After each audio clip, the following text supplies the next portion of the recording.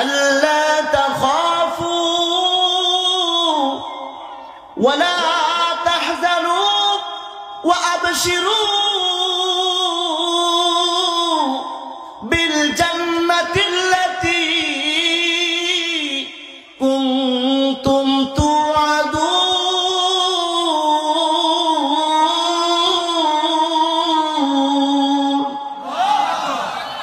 আল্লাহর ফেরেশতা নাজিল হয়ে বলবে আল্লাহ তাখাফু, দুনিয়ার ময়দানে তোমরা আল্লাহর ইবাদত করেছো, তোমরা ঈমানদার ছিলা,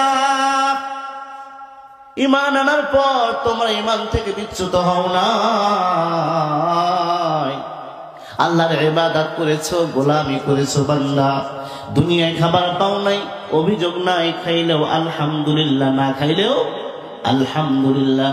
তোমরা শুকরিয়া আদায় করেছো, দুনিয়ার ময়দানে মালিকের প্রতি তোমাদের কোনো অভিযোগ ছিল না, যেমন ছিলাম সর্বহালাতে বলেছো আলহামদুলিল্লাহ, আলহামদুলিল্লাহ বলে দিলের মধ্যে তোমরা সান্ত্বনা অনুভব করেছো।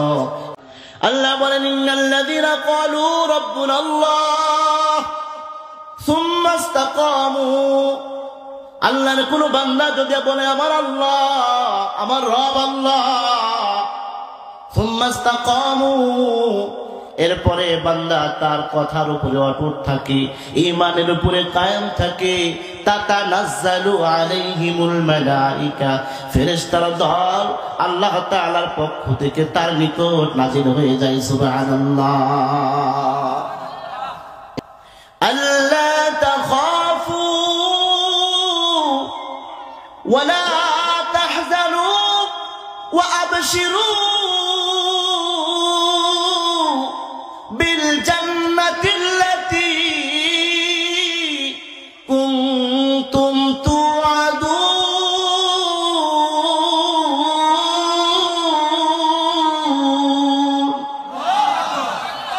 আল্লাহর ফেরেশতা নাজিল হয়ে বলবে আল্লাহ তাখাফু, দুনিয়ার ময়দানে তোমরা আল্লাহর ইবাদত করেছো, তোমরা ঈমানদার ছিলা, ঈমান আনার পর তোমরা ঈমান থেকে বিচ্যুত হও না, আল্লাহর ইবাদত করেছো, গোলামি করেছো বান্দা। দুনিয়ায় খাবার পাও নাই, অভিযোগ নাই, খাইলেও আলহামদুলিল্লাহ, না খাইলেও আলহামদুলিল্লাহ।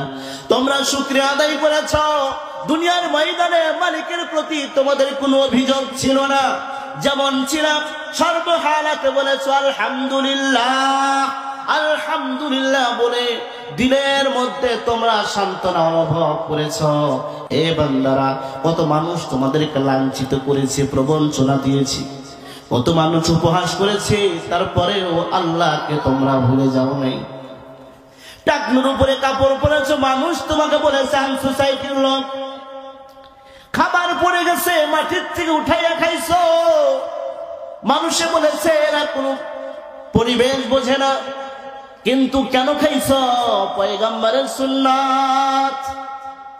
পয়গম্বর বলেছে মাটিতে যে ভাতটা পড়ে যায় ওই ভাতটা উঠাইয়া খাও, বাম হাতে উঠাইয়া নাও, ডান হাতের তালুতে রেখে খাও, যদি ময়লা ভরে ভাতটা ধো তারপরে খেয়ে ফেলো, তো আল্লাহ তাআলা ওই খাবারের মধ্যে বরকত দিয়ে দিবেন। সুবহানাল্লাহ।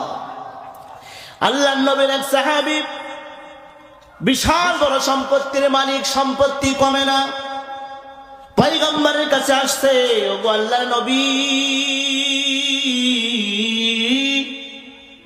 আমার এত সম্পদ, এত সম্পদ কমে না, কমে না, কমাইতে চাই কিন্তু কমে না। ওগো পয়গম্বর, আল্লাহর কাছে এমন কোন আমল করলে আমার সম্পদ কমে যাবে? একটা আমল বলে দেন, কি করলে আমার আমলটা কমে যাবে, সম্পদ কমে যাবে? পয়গম্বর বললেন, তুমি উটের উপরে বসে বসে খাবার খাইবা। সাহাবী উটের উপরে বসে বসে খাবার খাইলেন, তারপরেও সম্পদ কমে না। পয়গম্বরকে ডাকতে বললেন, পয়গম্বর আপনি বললেন উটের উপরে বসে বসে খাবার খাও, তাও খাইলাম, কিন্তু আমার সম্পদ তো কমে না, শুধু বাড়ে। পয়গম্বর বলে, তুমি যে উটের উপরে খাবার খাইছো, খাবার সময় যে খাবারটা নিচে পড়ে গেছে সেইটা কি করছো? বলেন পয়গম্বর উটের উপরে খাবার খাইছি, যেই খাবারটা মাটিতে পড়ে গেছে, আমি নিচে নামছি, নামার পর খাবারগুলো উঠাইয়া সুন্দর করে ধুয়ে আমার খাবারগুলো খেয়ে ফেলেছি। পয়গম্বর বলেন, সাহাবী,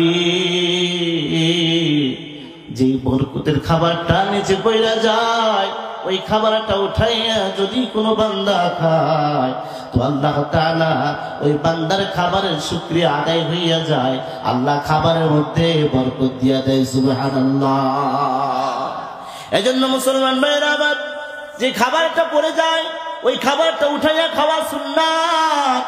সাহাবীরা, ফেরেশতারা বলবে, মানুষ তোমাকে খারাপ বলবে, পরিবেশ বোঝায় কথা বলবে, যার কারণে তুমি খাবারটা উঠাইয়া খাও না, এইরকম করো নাই, খাবারটা উঠাইয়া খাইছো, আল্লাহ তাআলা খুশি হয়ে গেছি।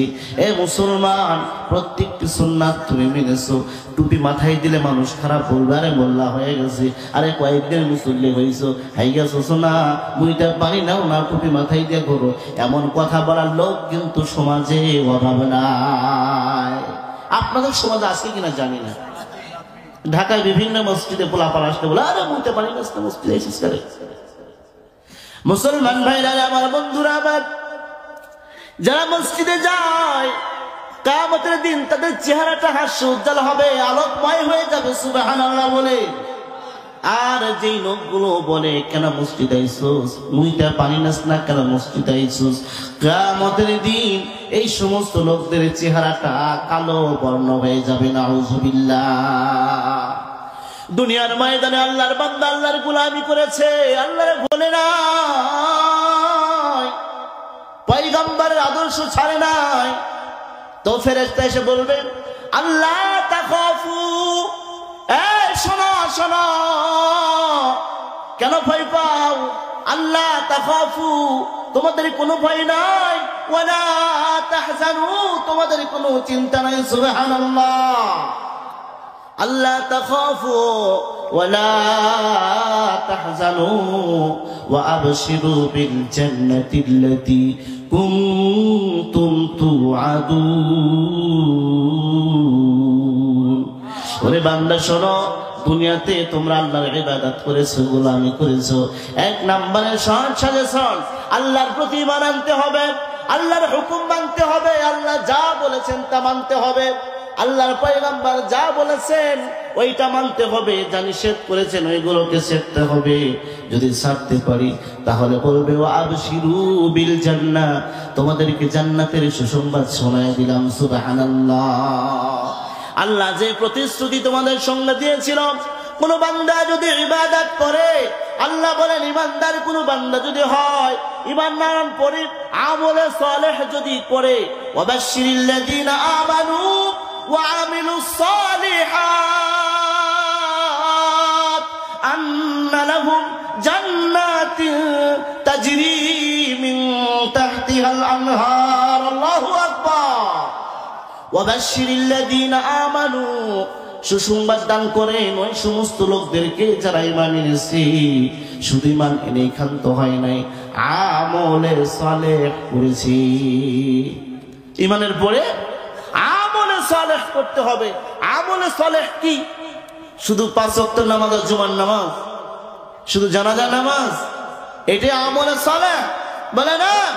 আমলে সালেহ হলো প্রত্যেকটি ভালো কাজ আমলে সালেহ, প্রত্যেকটি ভালো কাজ আমলে সালেহ। সেটা হতে পারে একজনের সঙ্গে দেখা হলো, আপনি মুস্কি হাসি দিয়ে একটা সালাম দিলেন। কি হাসি দিয়ে? মুস্কি হাসি দিয়ে একটা সালাম দিলেন। ওই ব্যক্তি আপনার প্রতি খুশি হয়ে যাবে, যাহারে লোকটা কত ভালো, কি সুন্দর হাস্যোজ্জ্বল চেহারা। আরে ভাই, হাসতে সবাই জানে না, ভালো ব্যবহার করতে সবাই জানে না। কিছু মানুষের চেহারা তো এমন আছে, ও হাসতেই যেন জানে না, চেহারাটা কুৎসিত করে রাখে, সব সময় মলিন করে রাখে, তার সঙ্গে মানুষ কথা বলতে ভয় পায়। লোকটা যদিও হয় কোটিপতি, খান সাহেবের মতো, চেহারার মধ্যে হাসি আছে, গরিব মানুষগুলো যদি দেখে সালাম দেয়, আসসালামু আলাইকুম, এই খান সাহেব কবে আসলেন, কয়েকদিন ধরে দেখি না, শরীরটা কেমন, বলে কিনা। আর যদি চেহারার মধ্যে হাসি না থাকতো, মানুষের সঙ্গে মোহাব্বত আর ভালোবাসা না থাকতো, তার লেভেলের কোনো বড় লোক তার কাছে আসবে না। চিন্তা করবে সে তো একজন তাকাব্বুরওয়ালা, একজন অহংকারী মানুষ, তার কাছে যাওয়া যাবে না। গরিব মানুষ তো আসবেই না।